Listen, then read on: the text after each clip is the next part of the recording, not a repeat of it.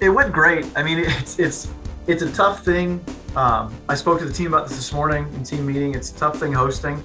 I think there's always this perception that there's a home field advantage, but track and field is a sport where a lot of times the athletes are responsible for, doing a little bit of the lion's share of the meet management when it's a meet that big and that prestigious.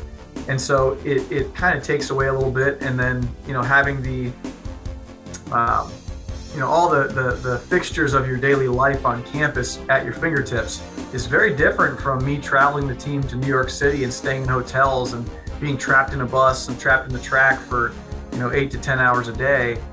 So it's a completely different environment. And a lot of these athletes don't know the UAA. This is their first experience with that championship meet. So all things being considered, I was extremely pleased with it. I think that we have some really good upperclassmen who set the tone, come to the meet very serious about it. I think that some of our younger athletes who are less experienced, they might have got handed their lunch this weekend, but they learn from it, they grow from it, and they will definitely be taking it more serious in future opportunities. And so that's all you can ask for when you have a young team. And hosting wise, it was a lot of fun to do, and I think that a lot of fun. I say that now in hindsight, but going through it don't feel like fun. But it was a good experience, I think, for everybody to see what that's like, to see what a championship meet's like, to host it, and so walking away from it, we feel pretty good.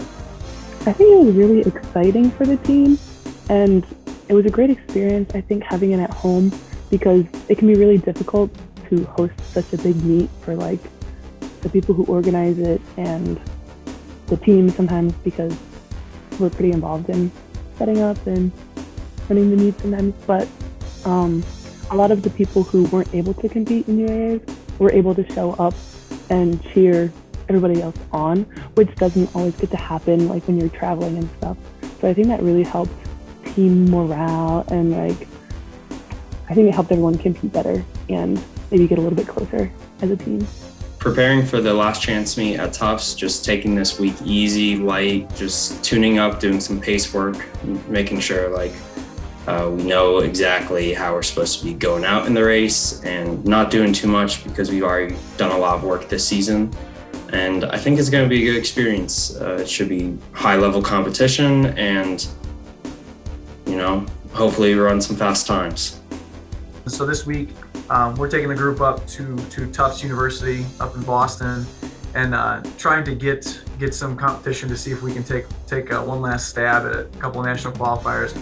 Jack Begley's in a pretty decent spot right now in the 5K for making the national meet down in North Carolina next week.